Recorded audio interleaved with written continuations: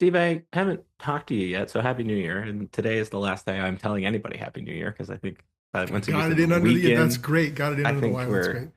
great. I think I told this story last year, but I think it was 2022.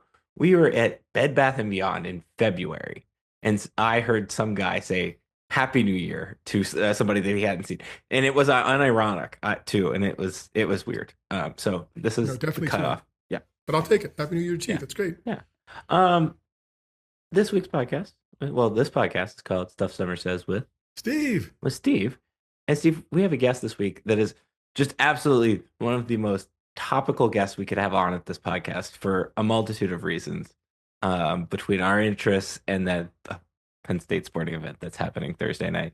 Our guest this week is Mr. John Affleck. He is the director of the John Curley Center for Sports Journalism at Penn State, the Knight Chair of Sports Journalism. Uh, I guess at Penn State as well. He's a former AP editor. He's also just an all-around good dude, and we invited him on the podcast because he's also a Notre Dame alum. And if there's anybody that is more torn about Thursday's game, I can't find it because it might be him. So take a listen to our interview with John, and we've got all kinds of stuff to discuss afterwards. Steve, I think the best way to describe our guest is the most interesting man at Penn State, I think would be the way I would. Going through his CV earlier today, I learned so much about. I thought I knew a lot about John Affleck. I learned so much more, including a fact about the Goodyear blimp. Um, he likes the Beatles in addition to Rolling Stone. He's written on 6 continents, still hasn't got to Antarctica yet. I guess is the only one that you haven't got to yet. Is that correct, That's John? it. That's it. Okay, all right. Again, I think you might be the most interesting man. And among other reasons why we're having you on, we're going to talk a little bit about your career and what you do. There's also a little football game that you have a rooting interest in on both sides, which I think is Yes. one of a few people that are in this pickle, if you will. I guess would be the best way to say it. So pleasure to have you on, John. It's great to be here. I've wanted to worm my way onto this podcast, which I listen to, Dang, he's and like the second person who said that. Yeah. This is great. Uh-huh. and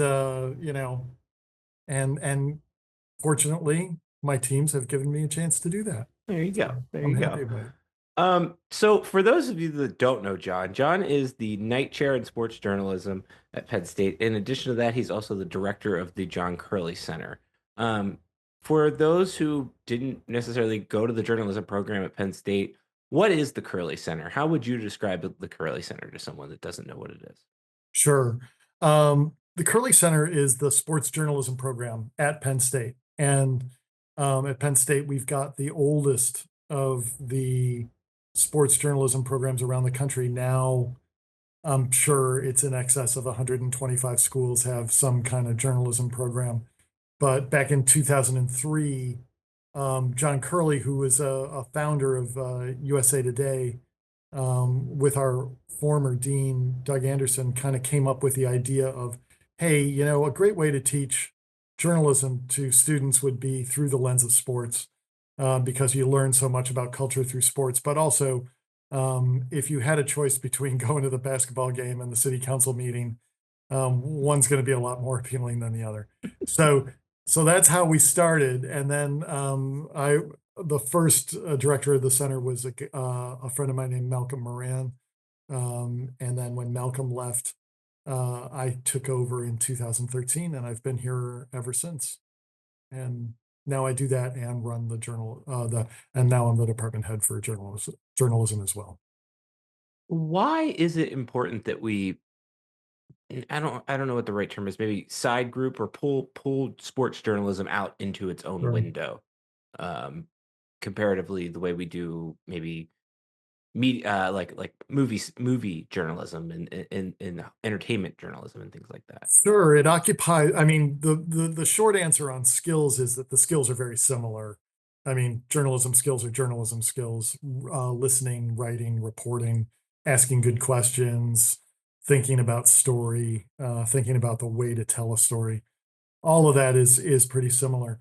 But sports has a special body of knowledge. I think we'd all agree on that.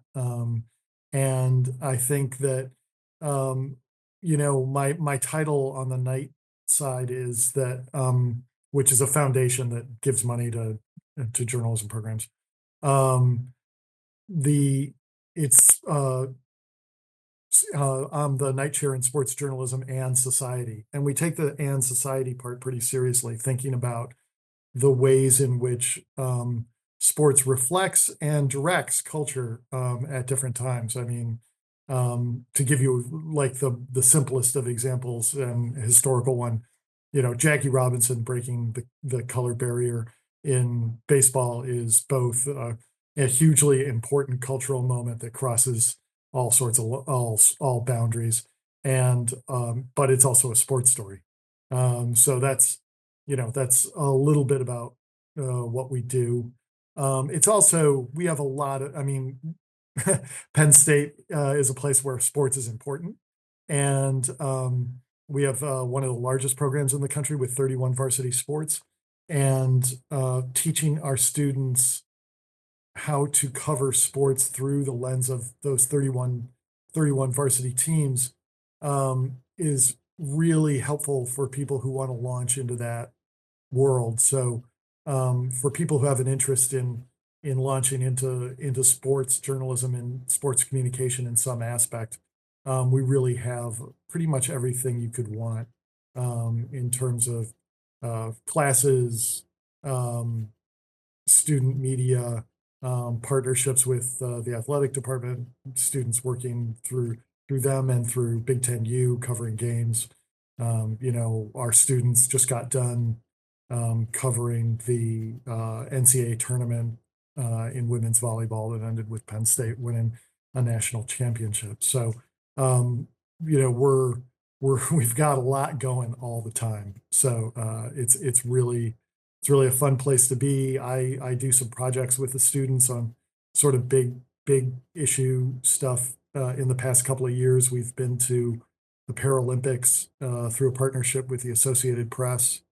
And in 2023, we covered every group stage match of the Women's World Cup in New Zealand, and did a bunch of stories off of that. So we do that. We do the Little League World Series every year, again in partnership with the AP. But it's a great opportunity, and all of these, literally millions of people see our students' work, and that's really important to us and that sort of thing. So we're doing that. We've got some more things coming. We've got an opening right now for PhD level researcher, journalism, sports journalism mind that we're going to be looking for in the spring, and a lot more to build off that. So we're doubling the staff, really.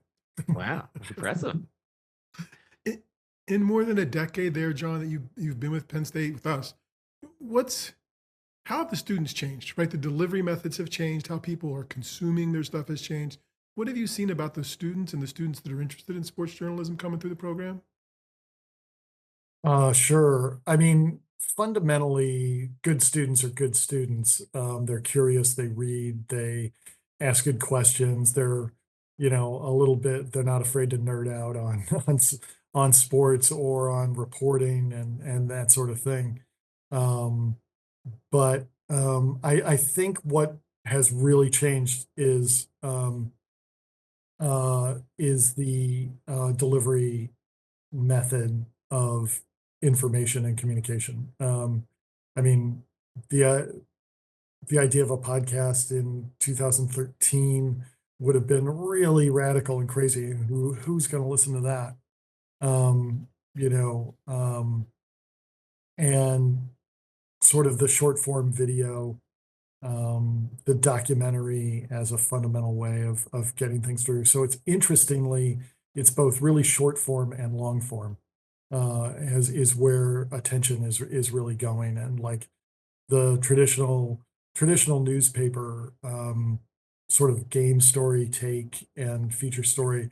I think this was honestly, I just finished teaching sports writing, which is sort of my bread and butter class. And I think that Next year, I will completely change the way I teach how to cover a game. I think it was the moment I could just feel that the time has come to completely revamp that and look at it the way people are looking at it, which is immediately sort of going to the takeaway. Mhm. It's not, we all watch the games, and you know, on Sunday morning, I'm not the only one who watches the game again with no commercials in 17 minutes or whatever it is. No, that makes sense. Uh, For you, you came from the AP, that is your primary journalism background. How has that maybe challenged you to learn more and discover new? I know you're doing a lot with the film, kind of some of the documentaries that are going on. How has that challenged you, and what have you learned about journalism through this process? I've learned a ton by being at Penn State. I mean, vastly increased my knowledge of how to present a story, and a lot of it has been in the film space. We've done um, uh, 3 documentaries, and in the Curley Center, we're going to be doing probably our fourth and fifth in 2025. So we've got a lot going on in that space, and the I, I just think it might be a little bit tough for the audience to just take this in, but you can take it on faith. The way that you present things depends a lot on platform. By that I mean print and film have a lot in common, but strangely, like it's sort of a different animal if you're thinking about shooting photos, if you're thinking about short form video, um, and that sort of thing. So learning which way of telling a story is going to be the best way is something I think we can help the students with. But I have also learned a lot about sort of in film in particular. I'm a pretty verbal person. I will go on and on at length. But in film, sometimes you don't need to talk very much. I mean, the pictures and the pictures do the work. You show what's going on, you give them just enough to let them know what's happening, and you can have a really compelling story that doesn't necessarily have a lot of input from, the voice of God narrator, or, that type of thing. So it's been a real interesting journey for me. One of the things that I think about with you, and just knowing what you've done for the program, and you talked about it a little bit there, is you have made Penn State students available, or given them a way, help them get away to these bigger events, right? The Women's World Cup, the Little League World Series is a massive event, even if it isn't as grand as the World Cup, right? I know you've done some Olympic stuffs and things like that. Why is that so important for a student to have that hands-on experience? I just think it puts a lot of pressure on them in a way that um and at the same time they've got a lot of support and people who care about them trying to help them learn. And they've got to handle a lot. They've got to be in a destination that they've never been to, maybe I've never been to. And that really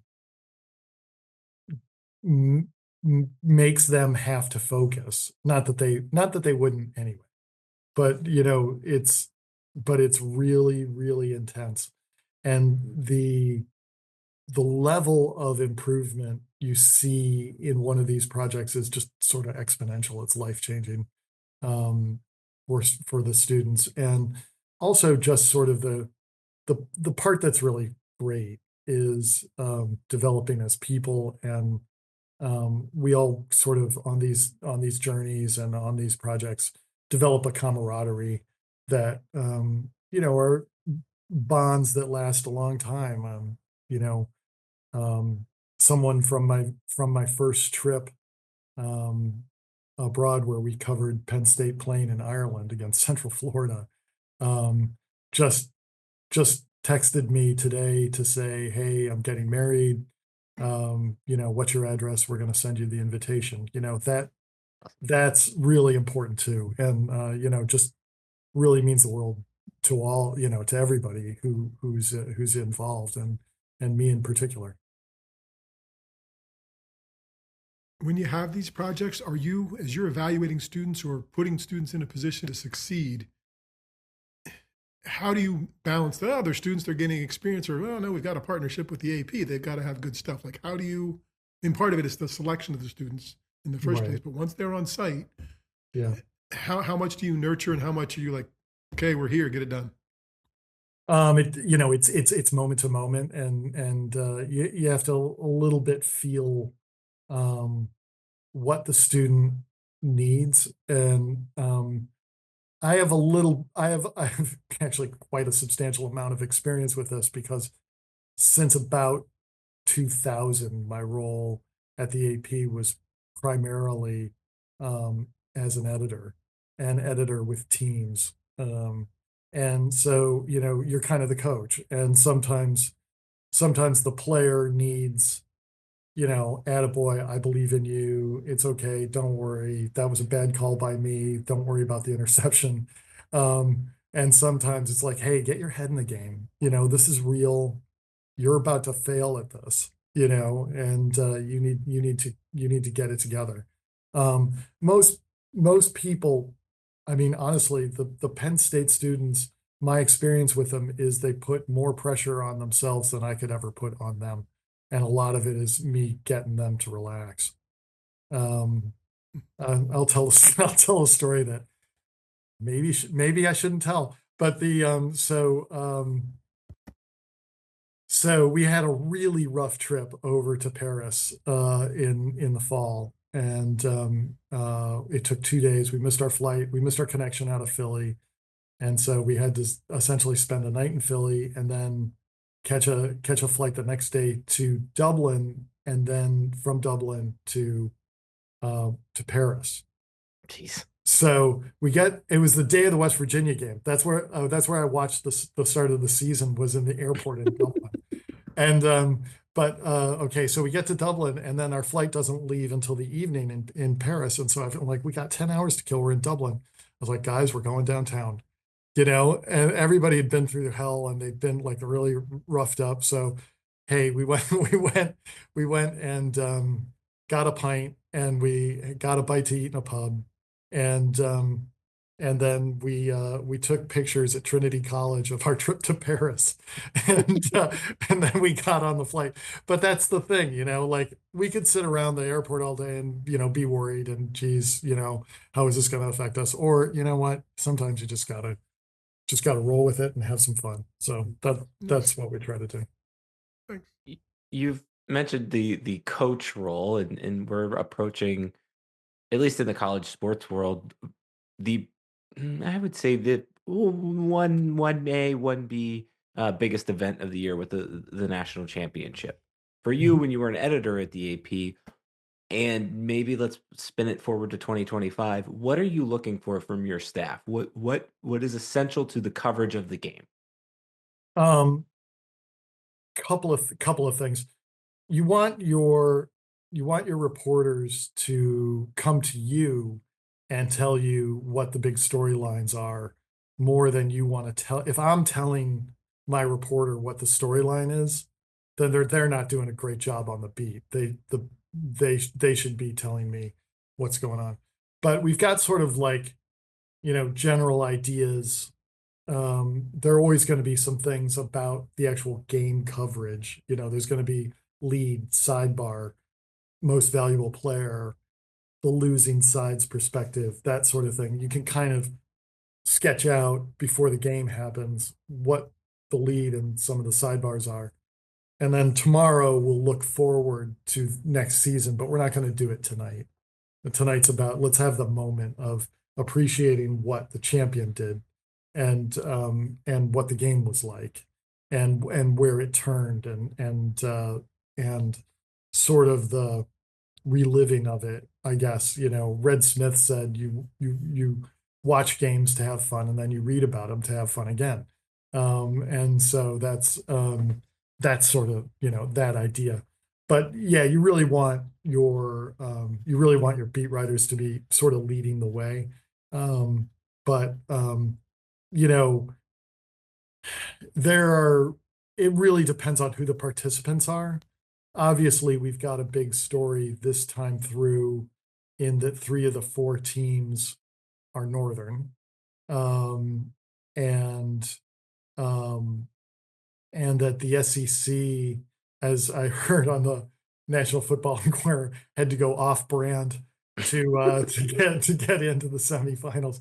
The last year's Big 12 champion is representing the SEC this year. So I mean, so much going on in college sports and college football that you've got it's pretty much a shooting gallery at this point for stories that we've got this year. So you're teaching, you're the lead of the Penn State Sports Journalism program, been at the university a decade. Your undergrad was at Notre Dame. In the game that matters to us, you probably can't lose in some ways. You got a hat for each. Hats.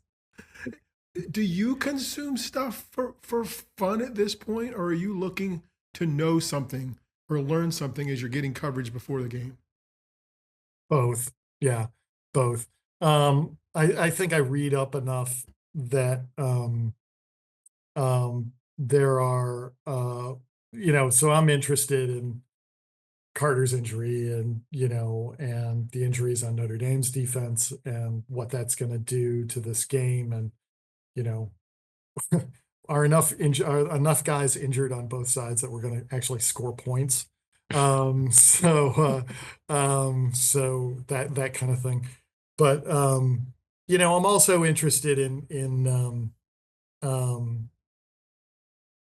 some of the bigger picture things that we're seeing this year. I think this year is the kind of the first year of absolutely full on portal NIL, just completely, and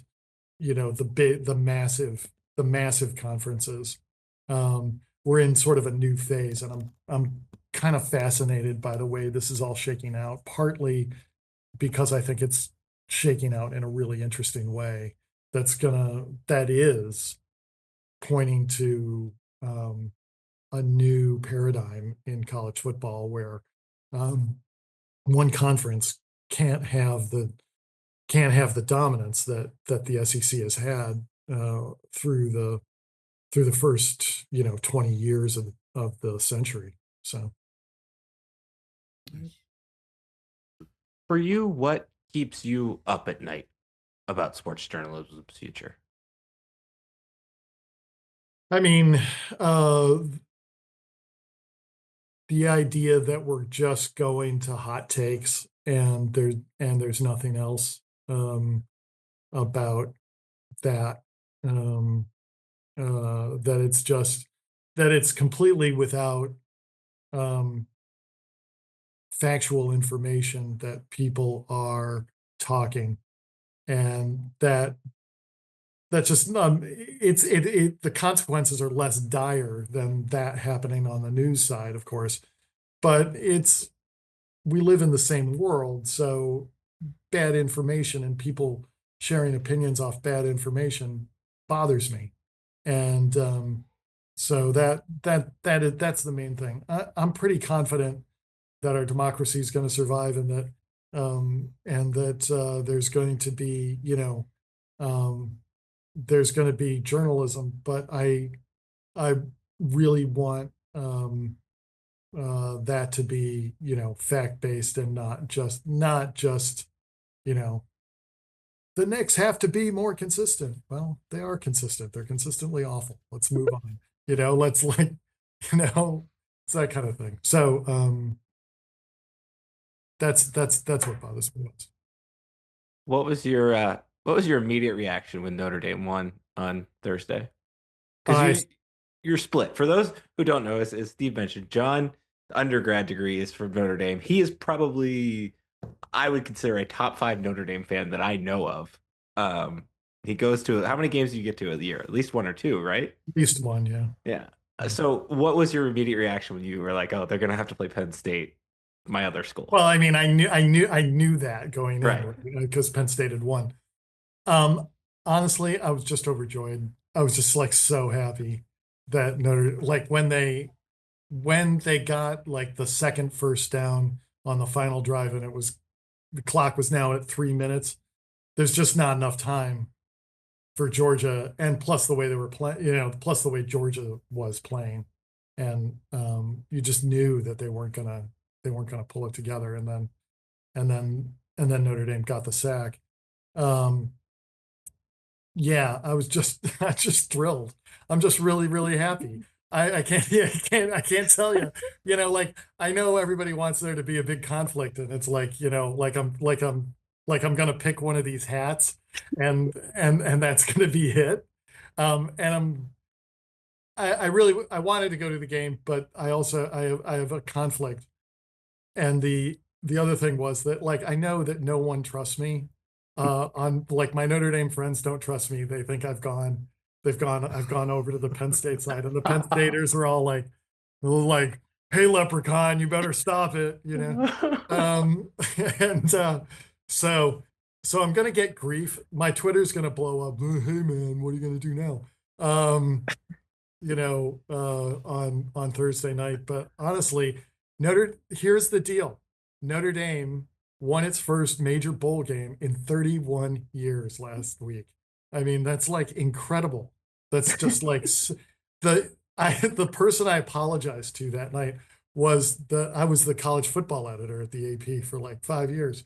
And I apologized to my colleague who was the football writer, Ralph Russo. I was like, thank you for sitting with me through all the hand wringing, through all the dissatisfaction and all the grudges and everything. And then when I went to Penn State, it was the same thing over again. So like, he'd come up to see us play somebody and for the whiteout. And then on Friday night, we'd have dinner, we'd have a steak, and I'd just bitch about, like, why can't we win the big one? And hey, we won the big one. It's Penn State's best year since '94. It's their best year since I've been here. And, and we're relevant and we're not going away. We're a team that really benefits from this system. And, there are a lot of great storylines. So I'm happy.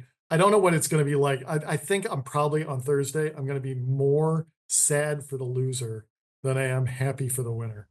That's fair.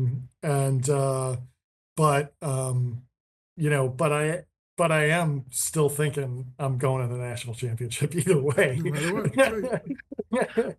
You're gonna like the scramble will be on after the game is over. I will be in touch with the appropriate fan base. You're gonna like the president when they switch the president at halftime of Army Navy. That's gonna be right. Exactly. That's it. Are you a bigger college football fan or a bigger Rolling Stone fan? Ooh, the other night when Notre Dame won, Audrey Snyder from The Athletic, and everybody knows Audrey on the beat. Yes. Tweets out they should just call it the Affleck Orange Bowl. And then Katie Kemmerer, who is from around your time and is a director of operations at the Kansas City Chiefs, replies, sponsored by the Rolling Stones. That's really, really tough. That's really, really tough. Okay. Yeah. But it's same level. It's okay. same level. I was gonna say that sounds more stressful than yeah. All right. You are, even if you're going to care for 30 minutes about Notre Dame's performance, you are a Penn Stater, and we're not letting you off of here without some questions about Penn State. All right. Sure. Quick ones. John Affleck's go-to creamery ice cream flavor. Yeah, by chocolate. That's a good one. That's a good one. No, yeah, there was no hesitation there. You are the czar of Penn State sports. What are you? What's your one change for the day? My one change. What am I going to change about Penn State sports? Yeah. Oh, geez.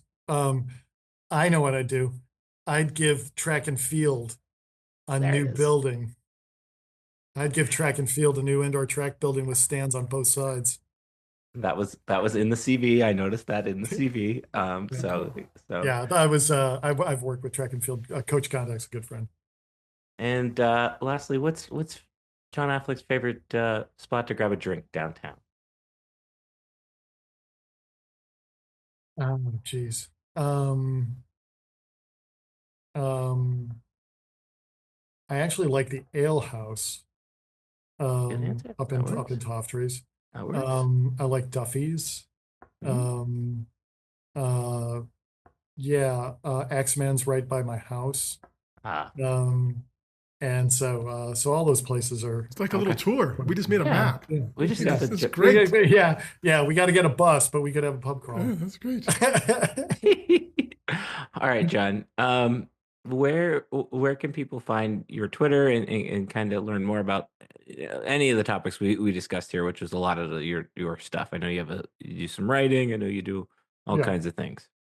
sure. I'm PSU Affleck on all the social medias you can share, and then my LinkedIn, increasingly going to LinkedIn to post stuff that I care about, um, with all of the kind of disintegration of like the 100 and whatever characters. Um, I find LinkedIn is like the place where I can like say what I want to say and like post stuff and Curley Center news and that sort of thing. Like that's where I'll post this, All right, when we're out. Yeah. perfect. Well, thank you very much, John. Thanks for spending some time with us. Yeah. Thank you, John. Good to be here. Steve, I think the biggest thing, and he didn't want to admit it or say it there, but I think just knowing people that have gone on the trips with him and friends that have taken those trips and how important they are, I think the biggest thing is his connection with the AP and kind of linking Penn State students to giving those opportunities literally across the globe is one of the coolest things about the opportunities you can have at Penn State. And I know we always kind of talk about that. Um, but to me, I think John doesn't get enough credit with that. It's John, and he's not going to necessarily take it per se. But I think he deserves a lot of that credit because he's really elevated the Curley Center in a lot of ways. And it's still turning out incredibly quality, well-written journalism that I think he should be proud of. The people that write it should be proud of time and time again. Yeah, it's the AP connection. It's also his personality, right? His his willingness to sincerely be curious about people and strike up a relationship or a conversation leads to things like, hey, could we do this? And it doesn't feel like he's asking you to try to take advantage or do whatever else or make a gain. It's like, oh yeah, that's a good idea. We could do that, right? And it's going to benefit the students. So I, I think that's part of the other part of what makes him, or the additional yes and part of what makes him so good at that. And you called him what, the most interesting guy at Penn State or whatever. The people that are watching, he kind of looks like the Dos Equis guys from the old commercials going on Yes, these days with the beard. So he does. apt call there. It was funny. There's a video I saw of him when I was.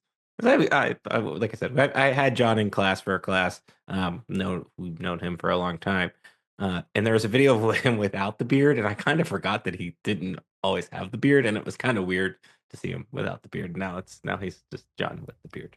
Yeah. Yeah, no, like I said, quality gentleman, and I appreciate him spending some time with us.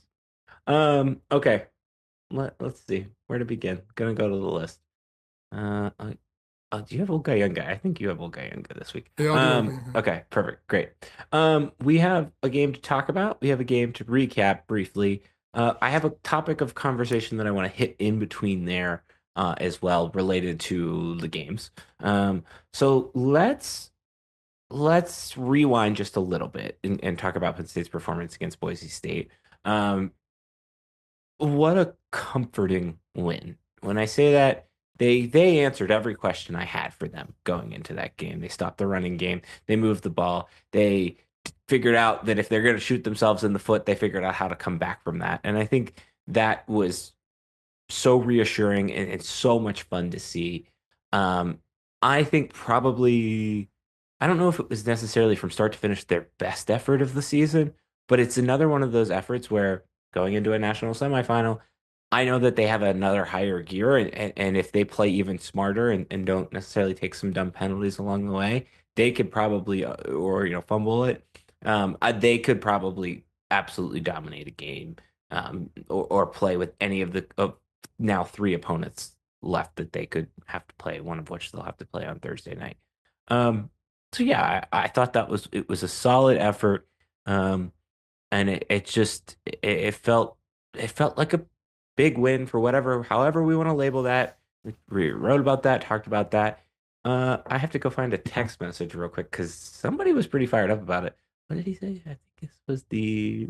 Is this me? Yeah, you say that, it's usually me. Oh gosh, no. Yeah. What did I say? No, it was good. It was good. You said this was one of the most important wins in the last 50 years. You put it at fifth. You still feel that way? Yes. Yeah, because we had that discussion post game with solid listener, big fan of the show, Russ, because he was here watching. Wow, he's a solid listener. I don't know. I was looking for a word. I don't know. He's probably a super fan. He is one of our super fans. Super podcast listener. I don't know. Russ, tell us what we should refer to you as. Because I was very much because I was waiting for you to give your summary there. I was very much post game, a little contrarian. I was like, so was it a big game win? Because we were favored and it's only Boise State. And I was sort of serious about that. And I don't know, because I never expected they were going to lose, right? And it was Boise State. So I still struggle with that a little bit. But in terms of perspective of the program and what the win is, yeah, I don't know if I can make it higher than 5. Like, it can't be higher than one of the national championships, I think right? and it can't be higher than the 79 loss and the 85 loss, I guess, were my other 4s, right? Yes. My other 4. Yeah. So, yeah, a top 5 win in program history. Yeah, because I was stuck a little bit on, before calming down a little bit and texting you that list, I was stuck on, well, they didn't beat Ohio State these times, whatever else. But there is no, while there is in our mind, there is no direct line from beating Ohio State in the regular season and playing for national championship. In this game, there is. In this game, you win and you go to the semis. So it took me a little while to get there. Russ got there quicker than me, but I still can't.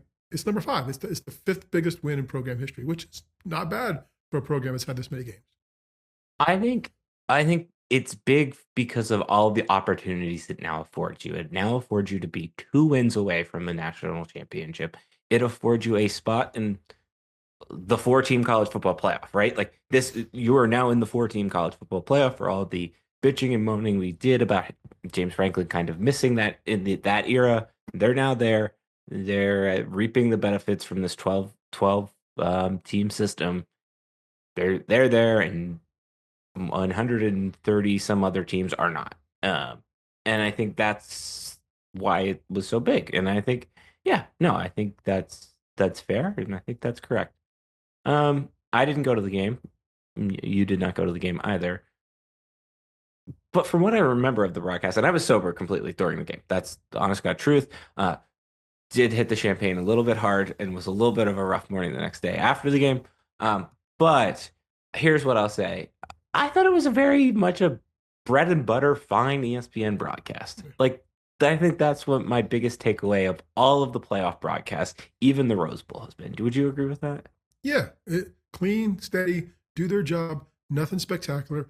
And realistically, until this game against Notre Dame, Penn State's, has not been an afterthought, but it has been the least important, perhaps, of each of the games at the home 4 games. You knew Penn State was going to be the least watched game. It was going to be the most potentially be the most lopsided decision, just because. I mean, so not that they weren't underinvesting, but it was okay. The level of broadcast was really good. Game was okay. This one is kind of the same. I mean, Boise State's great, but then I didn't expect Penn State to lose, and it was a steady and strong, honestly, because even the workmanlike ESPN broadcast is better than Fox and BTN on their best day. So it was. Is a workmanlike broadcast better than CBS? No. What about NBC? I thought CBS's best game was the conference championship game with Penn State. I thought their best game of the season that I saw that's true. was that broadcast. That was really good. But I mean, for me, it's the sound a lot too. Like, we heard the bands. We didn't overhear the audience. If I'm sitting at home, I don't need to feel like I'm at the game. I need you to give me a viewing experience, not an in-stadium experience. And I think that's the mistake that Fox makes. But I think they also did a nice job of emphasizing because there were multiple times when they said the Boise State fans are really loud. Wow, the Penn State fans are really loud. And a couple of the other games, I think it was maybe the Texas game, they called out, these for being neutral site games, the crowds are making a difference. And the volume level was adjusted accordingly of the crowd. Um, I think where I wanted to go with this conversation and where I was texting you about the other day was, or earlier today, is the thing that I didn't find myself watching or watching significantly less of was the megacast experience. I had four opportunities basically to watch the megacast. I turned the Sky Cam on for about 20 minutes on the Texas game, but got annoyed that there were no announcers. And when I don't have familiarity with the teams, very, very frustrating. And then I turned it on the Rose Bowl just because they were doing some fun things with the shots and showing cool things. And then I guess it didn't really work for I didn't bother watching it, but I read that it did not work for the Sugar Bowl. Um, do we still like megacasts or do they still have a place? Do you care less about them because your team's involved in the games? And I was trying, that's what I was trying to answer by watching, because I watched the traditional broadcast for the Penn State game. I just watched the normal one. For I would have never done that. And like anytime that I think there was one time that the Steelers have been kind of like on one of those funky games where it's like a animation or something on the other side. I haven't watched those. We're just watching the regular broadcast. Um, I, I was trying to answer that question, and I don't know. Maybe my judgment is cloudy right now because of all of the fact that Penn State's still in the playoff. I just the other broadcast did not. I didn't feel compelled the way I had before to turn to the other ones. I know the I think they only released stats on the McAfee broadcast, and I'm talking about not just that, but then you also have the Skycam. You had home and away radio, command center, things like that. I just didn't feel the urge to turn those on this time around. No, I agree. And for me, it's because my team's involved, and then I'm going to watch the traditional broadcast of the other ones. I did get a call about, because the Rose Bowl started late, right? And they were on a different place. And then they switched, and McAfee stayed on the channel that the game initially started from. And I got a call from my father, and I'm pretty sure he doesn't listen to the podcast. And if he does, we'll see how this goes. He said, where would, and no introduction, how are you? Because obviously I know who's calling, right? I'm like, hey, what's up? He said, how would someone contact ESPN? Oh, I'm like, about what, Dad? He's like, what if they wanted to, did you watch that game broadcast the other night? Those announcers of the Rose Bowl, like the stuff they were talking about and the way, the tone, I'm like, that you watched the megacast, you watched the second thing because they started on it and then they changed. And there was this silence. He's like, what do you mean? I'm like, well, they do like this radio talk show thing that they do live at the game. That's why it sounded different. That's why, and that's their shtick. Like, so yes, that's what you were hearing. He's like, oh, okay, never mind.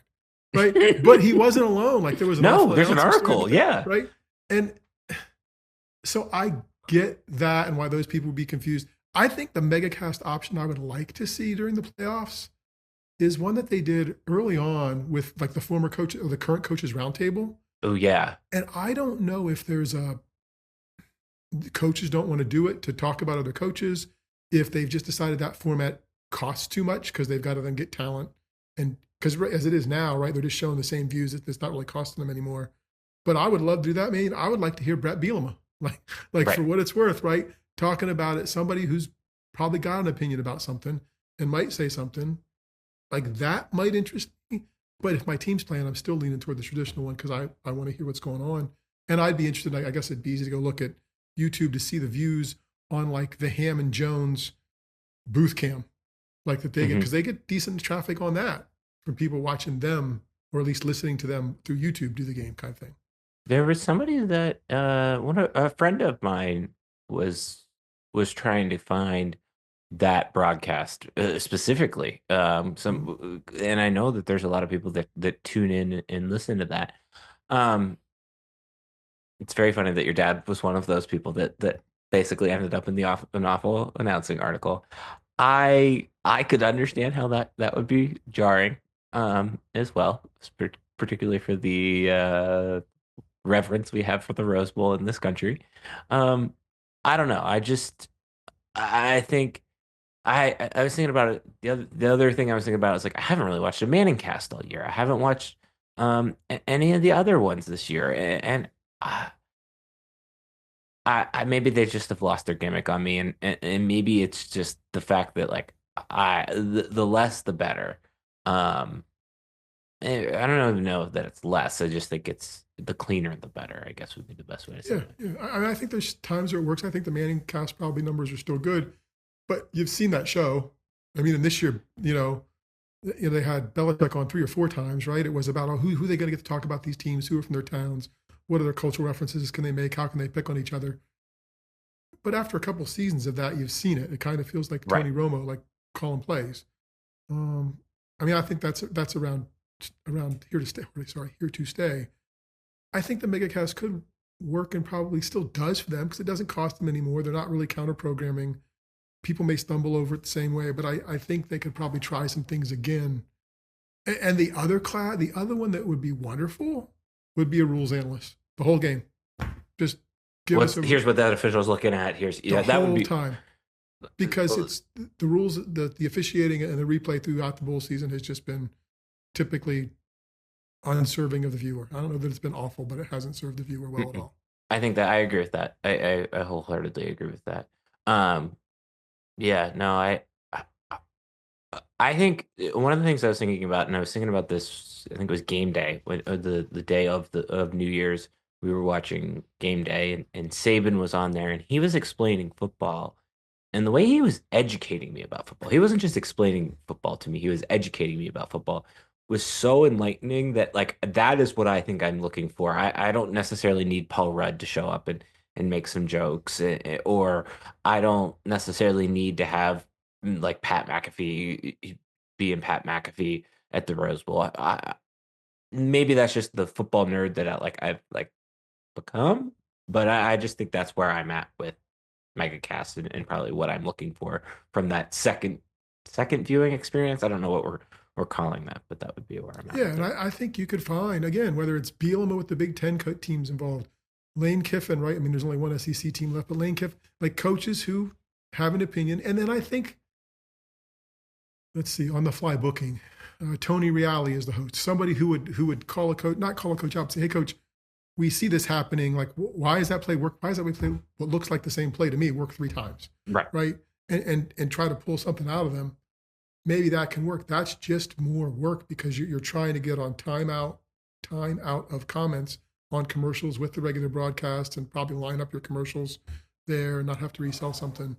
But I think there's room for the megacast to try coaches again in some way or some kind of expert that would make it feel fresh. Well, and we'll see what it gets like kind of as we move on in these the last. Yeah, I mean, this round there may be they may have something new. We just haven't seen it yet.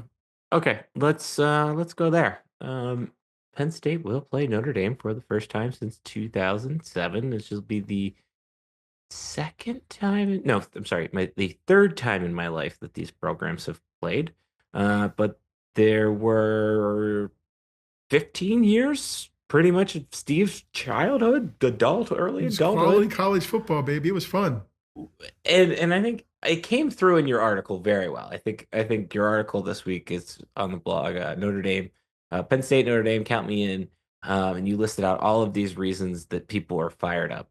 Why does this, for somebody that saw 2 Notre Dame games, Penn State Notre Dame games in his lifetime, or can remember 2, why does this rivalry, or I don't even know why does this matchup mean so much? I don't think, first of all, as a disclaimer, there's a lot of people, Penn State fans who dislike Notre Dame. I don't dislike them. I don't have any animus for them. But they're college football. Like, I mean, and I'm sure that's the thing that ruffles the feathers of some of the Penn State fans who say, well, we're a blue blood, we're a tradition-rich program. It's nice. You're still not Notre Dame. Like, love you, one of you. We're still not Newt Rockne. We're not. Like, we're Joe Paterno, not dismissing that, but Notre Dame is college football. And in the 80s, they were 2 very good programs that played meaningful games. I mean, that was, I guess, the biggest part of it. You knew when they were coming to town, it was a big game, and it ended up living up to the hype and the expectations. So I think that's what ingrained it in me. From the coldest game that we talked about several weeks ago and all kinds of things. And I mean, when we made the trip there in 2006, it was pre-renovation to their stadium, no scoreboard, so no replay. Everybody's watching football. They're not going and then looking up, like they're just focused on the game.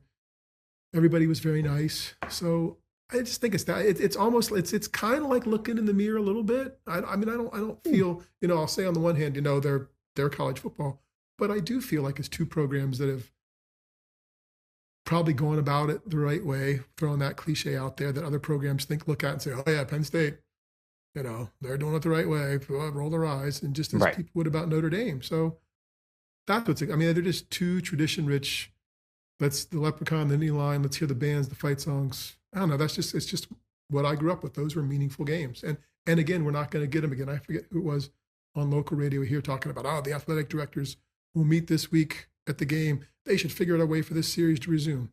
Never going to happen at Penn State. James Franklin is never going to play a game like this in the regular season because he can play 3 tomato cans at the start of the season, be 3-0, and that's what they need to do, and then go win the conference.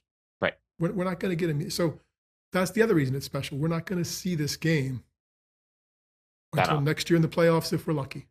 Right. And then everything has to fall right. I think there's a lot of reasons in there that make this game also interesting for my generation, I guess would be the way to say that. And I think a lot of it is just like kind of what I tried to write about on the blog this week is like we have heard so many stories from your generation about this is how college football was, this is how Penn State football was. And we never really got a piece of that. Like we would get you get these one-off spectacular games, and yes, like you have conference opponents now, but I don't think Ohio State, Penn State, or Ohio State, Michigan. Well, no, Ohio State, Michigan, Penn State, Michigan, or Penn State, Michigan State has the same kind of references of those back when Penn State was an independent and could kind of schedule whoever they wanted, and that meant usually a lot more meaningful games or a lot more bigger opponents for longer periods of time. Think about all the times that they played Alabama. Think about even Pitt, if you will. So I think that was kind of neat and comforting to see. And I think for me, I think the other thing, like culturally, like Notre Dame, you said, like Notre Dame is Notre Dame. They're college football, but then there's also the whole religion aspect to it that is tied into it. And that for a lot of people, that is one of the reasons why they are a Notre Dame fan. Or even if there are a Penn State fan, there's a lot of Penn State fans that care about Notre Dame football. Maybe not as fanatically as John Affleck does, but I think that is really what made a lot of this interesting and intriguing to me. And Anna asked me, like, who would you rather play? Like as we were watching the game, and I was like, I've already seen Penn State play Georgia. I kind of want to see, like, I've never seen Notre Dame's helmets in real life. Like, I've seen their hockey helmets in real life. I've never seen them with my own eyes. I want to see them with my own eyes. In the same fashion that, like, I think every Penn State fan should see Penn State's all white uniforms once in their life, at least, because they're just beautiful. No, I'm excited for it from that aspect as well. I had another thought there. Stressful time in the Samsel for Mrs. Samsel? No, it's funny though, because Mrs. Samsel, who's employed by Notre Dame, right? Susan is it's funny. See some of the stuff that Affleck has gotten. Oh, you're a Penn State fan. She's like, well, it's not because I work there. Like I'm an alum of there, right? And her dad, referenced in my column, was a big Notre Dame fan, right? So she grew up. If there's two teams you're probably going to cheer for, it's probably 1A, 1 and 1A, and it's never going to be Pitt, even though you grew up outside of Pittsburgh. So no, I don't think stressful. I think it'll be fun watching Thursday. And Thursday, New Year's Eve, we had friends over, and it was more of a viewing party. Thursday would just be us. So that'll be kind of fun. I'll be talking to the TV, and she'll be like, stop saying shit that you don't have any opinion about, or you do have an opinion about and it's going to be wrong. Like, and the standing one for me is I can't believe that Notre Dame is winning with that quarterback, right? And she's like, you need to stop saying that because they're going to beat Penn State. I'm like, okay, but I still can't believe they're winning with that quarterback. So we'll see. Yeah, no, I am very eager for the X's and O's matchup aspect of it as well. I think Penn State probably matches up pretty well defensively. Interested to see how good Notre Dame's offense is, because I think in some ways Penn State hasn't had like a litmus test I think Notre Dame probably also hasn't had like a true litmus test, and I don't think Georgia necessarily played its best game, but that's not to say that Notre Dame shouldn't be here. I just think that's kind of I don't know. I thought the spread was fair. I think it's like at 3, and I think that's probably about right. And I think you could probably push that down even more. And on a neutral field, yeah, I think it's pretty even in terms of a semifinal matchup. All right, here's what I want to know. I want you to answer my metaphorical questions for me, partly because I haven't written yet this week and I need to write tonight. Is this the biggest Penn State football game in my lifetime?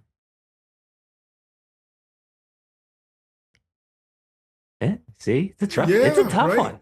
Yeah, like what are your other options? I mean, if you're going to go, we're living through your nostalgia, right? And this is the now. Yes, it's not even close. Like, you know, on my list of the top 5, yes, because if they win this game, they're playing for the national championship. Right. Have they done that in your lifetime? No. So, yes, this is the biggest game of your lifetime. I think that's about where I'm at with it. I don't know that that's necessarily what I'm right, but I just was like thinking about that. I guess Aaron texted me this week, right? And he was asking if I were going to the game. I'm like, no. I'm like, are you? And he's like, yeah, because I don't know that I'm ever going to see this again in my lifetime, right? And it's the first time he's seen it in his lifetime. So yeah, yes. Okay, all right. I think that's a good way to put it. Like, I think particularly for my generation, we've never experienced anything like this. We like what I forget what the phrase was. I think it was one of the baseball teams, like when they go into their postseason. Maybe it was like Pirates, like the like the mania of like a postseason run.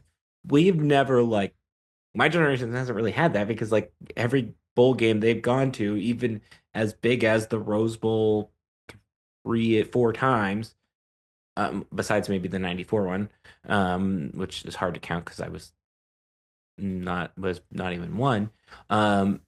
Like I think like we've never been on this journey before. You've gotten to experience this journey in a way, but it's also still a little bit different for you too, right? Well, no, and I feel it's funny reading your stuff, and as we've talked about it again tonight. Like I feel, and I even when talking with Russ and them, you know, being kind of grumpy about it, was it a big game? Now it's top 5. Yeah, we've had these experiences, right? And I feel like some of the older fans like, and it's kind of to the James Franklin thing. We're not giving them, don't give them enough credit. Yeah, we've seen this before. No, we haven't. Like we haven't. We have to stop doing that, right? We haven't seen this before. This is new. Even if they don't win a national championship, we haven't seen this before, right? I mean, even 2016 when they won the conference championship, nobody was expecting everything. That was a good little ride. I don't know that we're ever going to see this again. Well, here we are. This is even better than that. It just is. And I don't know that have embraced it enough or given enough credit because I've got 82 and 86 in my pocket, right? And it's right. I mean, it is. It's kind of like you're unwilling to invest a little bit or appreciate how special it is because you've already got those to your credit, and you're not seeing it through the eyes like you are some other people. This is the biggest game of your lifetime, and it's probably one of the bigger ones of mine that I've been able to really appreciate. Right. The difference between like say 86 in this is 86 is an independent.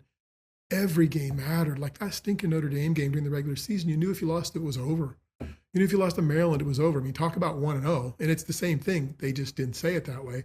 You couldn't afford to stumble back then. Right.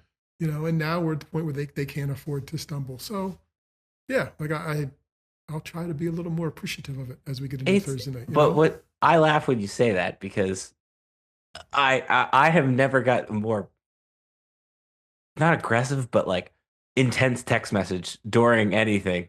Hey, I got something for you. I'm gonna write for you. Like it was you sent me a text message, and then the second that the Notre Dame game went final, you were like, "Here's the column." Like you were like, I was like, well, but I could write about what was happening. Like I knew what was going on, and I knew the stories. Like yes, and I thought it was just like I could tell Steve's excited. Yeah, I mean, and from a journalism side, like those little bullet points and storylines are the bullet points and storylines of the week. Like that we filed after the game. So I'm like, okay, this isn't going to change. This is decent content for us. And I'm feeling it, and this is going to work, right? Yeah, and it did.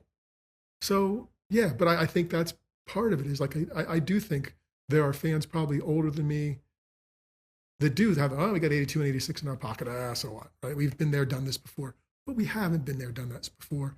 And to one of the I don't know if it was this column or if I wrote it for Altoona. Like I don't want to hear about James Franklin anymore. Like And I know, God, I can't believe I'm the one for like the fourth or fifth time this season saying get off the guy's back. No other coach in America is doing this for their. I mean, he's going to be he's one of four as of Thursday night. Even if they lose, he was one of four. Nobody else is coming in here and doing that for the program. He's your guy. At some point, shut up and get on the bandwagon. Like, again, be nice. Did some things in the community, but still, shut up and get on the bandwagon. I know. I feel like that's my one disclaimer. I'm sorry. No, I think it's fair. I think it's warranted that we know of, at least. I guess we'll put it that way. The snowplow has finally gone down the street. It is 8:30 at night, and the snowplow has finally. First time of the day? Yes. Wow. We got 5 inches, and there was somebody in our cul-de-sac doing donuts earlier, taking advantage. It was not me. They were just taking advantage of that. Nice. No, I think that's, and I think going that. I think the other thing is, like, if we want to kind of continue with this nostalgia theme, the other part about this is, for my generation, the Rose Bowl, or I'm sorry, the Orange Bowl, that 2005 team, that for me, and I'm sure for your daughters even, galvanized their Penn State fandom, right? Like that's the peak of when they really became a true Penn State fan. I don't know if that's the best way to say that, but that's how I at least feel about it. And so many memories are related back to that Orange Bowl game, and then it's like, wait a second, now we're going to the Orange Bowl, like we're going to that game, like as an adult, like I can actually like kind of experience that, feel that, and I think that's another reason why I'm excited, probably annoying the hell out of Anna this week, even though it's already Monday, just like all these like travel questions, etc. I think there's so many unique and fun reasons. And then, oh yeah, by the way, if they win, they're going to a national championship. The first time they would play in a true national championship like game post BCS era, I guess, or BCS and on era. No, I'm hopeful about Thursday night. I think they've proved that they can play with the top teams like that. I think sometimes there's just some momentum that teams like this have, and I kind of hope and think and believe that Penn State probably might have it.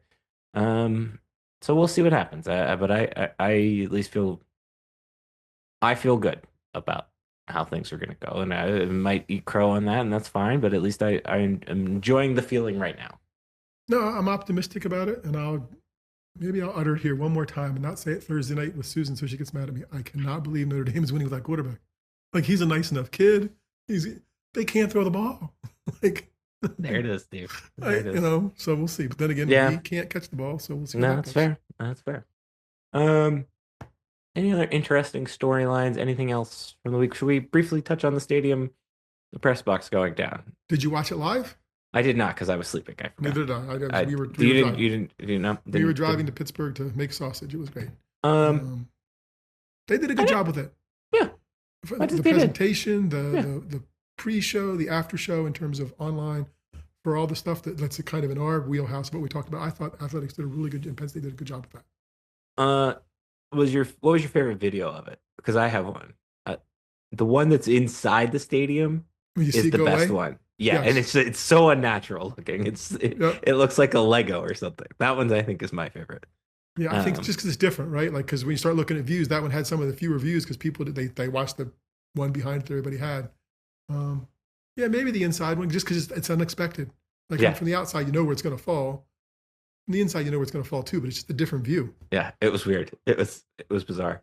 No, apparently, and Ben Jones pointed out today that they're already working on the tearing down the top half of that side, and I think we'll have plenty of time to discuss this. I think right now what a lot of people want and need or would like to see is just a little bit more plan, a little bit more of.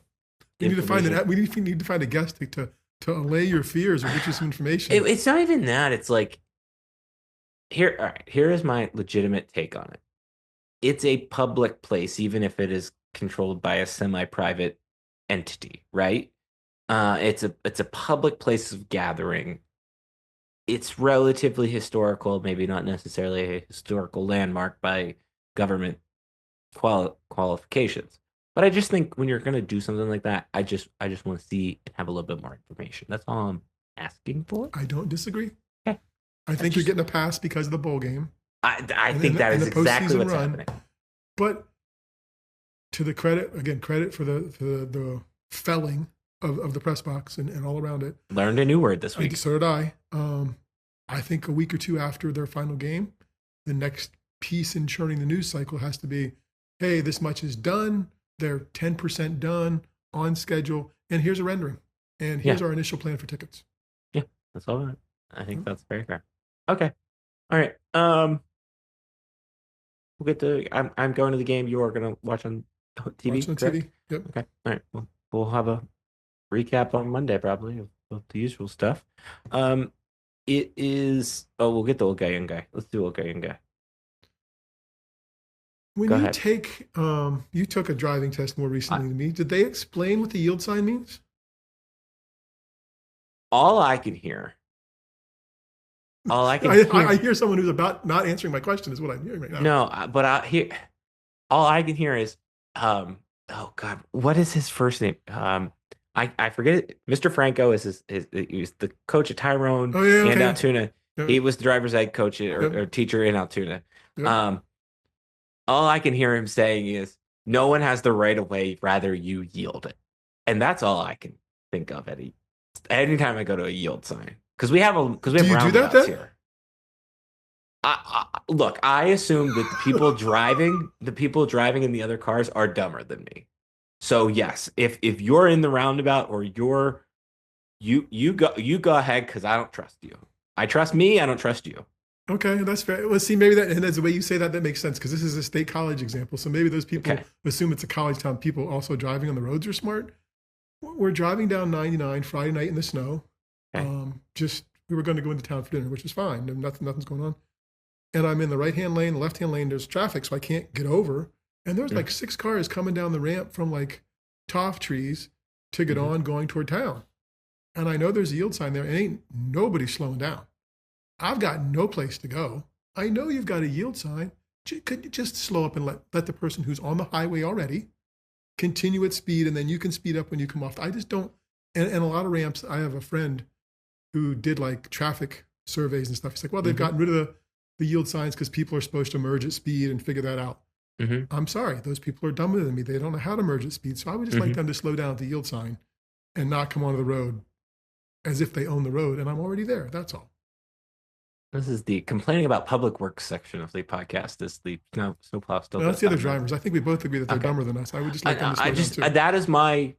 When I come to a yield, you just got to assume that the person driving it, that is the first time they've ever driven a car. Like that you're competing against. That's how you have to approach a yield. I think I've decided to. Okay, that's good. I would wish the people would. I wish the people there that were there that evening would have treated it that way. That's fair. I think that's So, no, I think your grumbling is fair. Okay. That's this week's Okay Young Guy. It's been this week's podcast. Thanks to Johnny A for joining us. Appreciate Thanks, as always. Okay, so today is Monday. You'll listen to this podcast on Tuesday. In addition to that, you'll also get a game preview. There will be a game recap on Friday, probably. And who knows after that? Just like we said the last time, who knew after that? So there might be a guest column, I guess would be the best way to say it. I don't know what we're working with, but there might be a guest column coming. And there are very few people that I would open the doors for of a guest column, but I think this person I would gladly open the doors. Can't wait. This is great. So we'll see what that looks like. I don't want to hype it up too much, but I'm excited about it. Steve might have something. Other than that, there's game Thursday. We'll have all that stuff. I miss anything there? Good. No. Looking forward to the game. Looking forward to our stuff. Okay. For those of you that are going, enjoy the game. Yeah. Thank you. Share our stuff when you listen to it or read it. I'll bring you back some more. Yeah. I'll take that. Okay. It's been cold here too. Okay. We have a website. That website is called StuffSummerSays.com. On that website, there's a section called With Steve. You've listened to this podcast. You should give 5 stars, thumbs up, all of that. We have emails. Mine's Darian at StuffSummerSays.com. Steve's is Steve at StuffSummerSays.com. Perfect. Other than that, we have Twitter handles. Mine's at StuffSummerSays. Steve's is at Steve Sample. See ya. Bye.